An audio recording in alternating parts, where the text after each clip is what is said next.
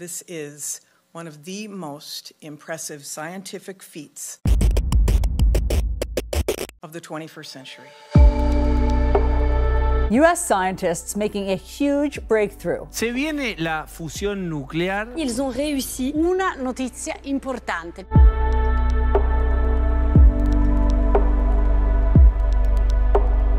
It has ever been done in a laboratory.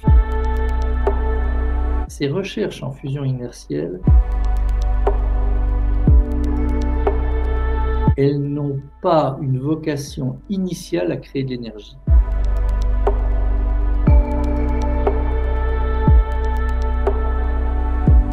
On est aujourd'hui dans la fusion magnétique à un stade beaucoup plus avancé.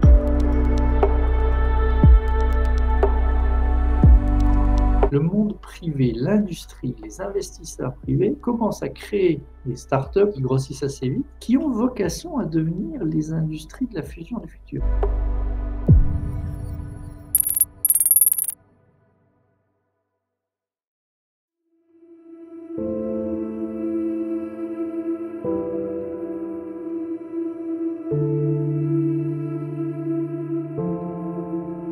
La fission, c'est casser un gros noyau, en l'occurrence au-delà du fer, en général par une collision avec un neutron ou avec un autre noyau. Il déstabilise le noyau, il le casse en deux. Si vous regardez la physique nucléaire, l'énergie qui est stockée dans un noyau, elle peut être aussi libérée d'une autre façon, c'est quand on prend de tout petits noyaux et qu'on essaye de les coller l'un à l'autre.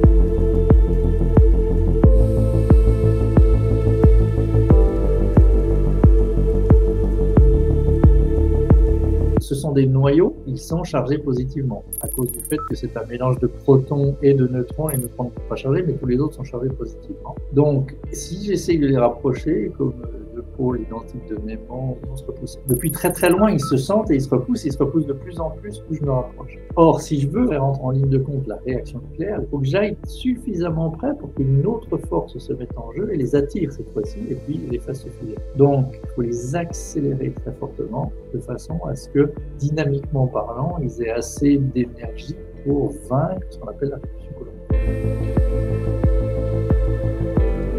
Qu'est-ce que c'est qu'un isotope? C'est finalement un atome que je prends et puis à qui, dans le noyau, je vais rajouter ou enlever des neutrons. Donc, je ne vais pas changer la charge globale, je ne vais pas changer le nombre d'électrons, mais je vais changer le nombre de neutrons qu'il y a. Le deutérium, c'est de l'hydrogène, un proton avec son électron autour, et au proton, je lui ai collé un neutron. Le noyau du deutérium, c'est un proton et un neutron avec un neutron. Le tritium, c'est toujours dans la famille de l'hydrogène, un proton, et j'ai ajouté deux neutrons. La réaction de fusion la plus facile à réaliser, c'est la fusion des deux isotopes de l'hydrogène, qui sont le deutérium et le tritium.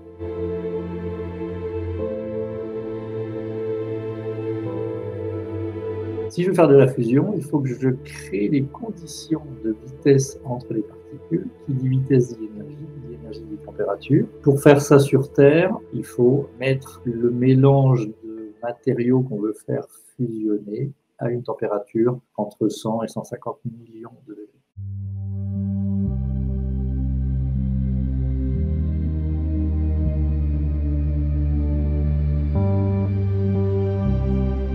Vous imaginez bien que j'essaye de coller deux petits noyaux ensemble. J'ai au moins deux solutions.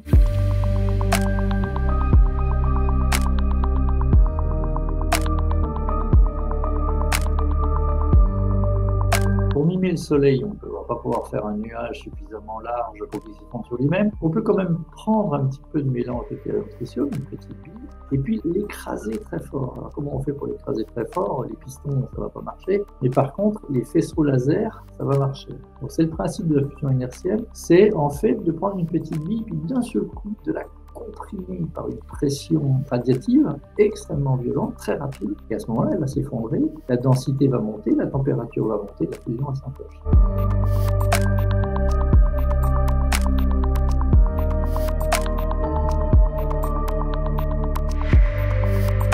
toutes les expériences qu'on fait en fusion inertielle aujourd'hui, elles sont faites pour calibrer notre physique, nos codes, etc.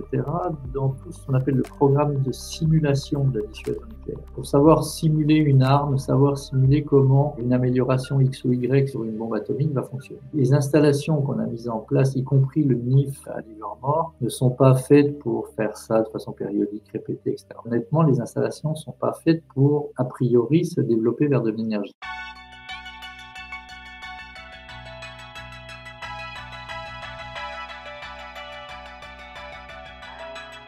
Il y a 4 états de la matière.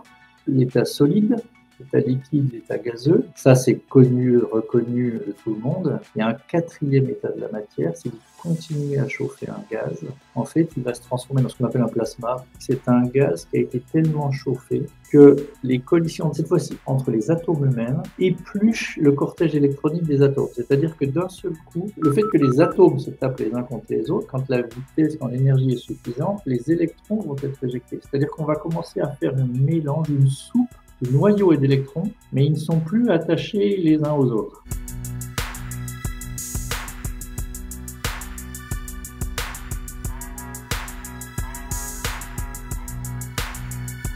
Vous comprenez bien que j'ai besoin de cet état-là, parce qu'autrement les noyaux ne viendraient jamais se rencontrer les uns avec les autres, ils seraient toujours gênés par leurs électrons. Donc c'est pour ça qu'on est obligé de monter dans ces températures-là, déjà pour ça. Puis après, il faut aller encore suffisamment chaud pour que la vitesse relative quand les noyaux collisionnent soit suffisante pour vaincre leur répulsion coulombienne.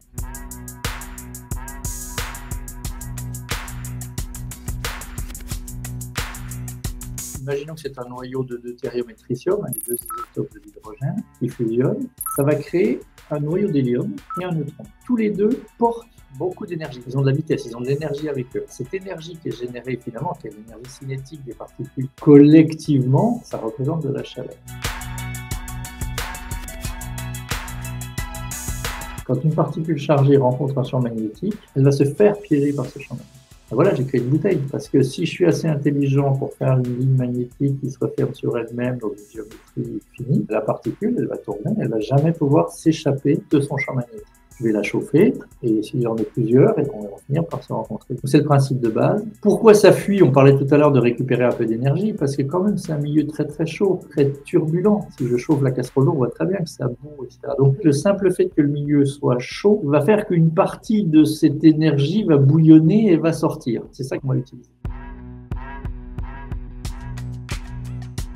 Une fois qu'on a chauffé de l'eau, faire la vapeur d'eau, faire un générateur de vapeur, faire tourner une turbine, faire de l'électricité. C'est une solution, c'est pas la seule. Je suis pas obligé de passer par la case électricité. Je fabrique beaucoup de chaleur. Je peux aussi utiliser cette chaleur pour craquer de l'eau et faire de l'hydrogène ou faire de l'ammoniac. Je peux utiliser cette énergie primaire, peut-être même encore plus efficacement qu'en la dégradant en électricité.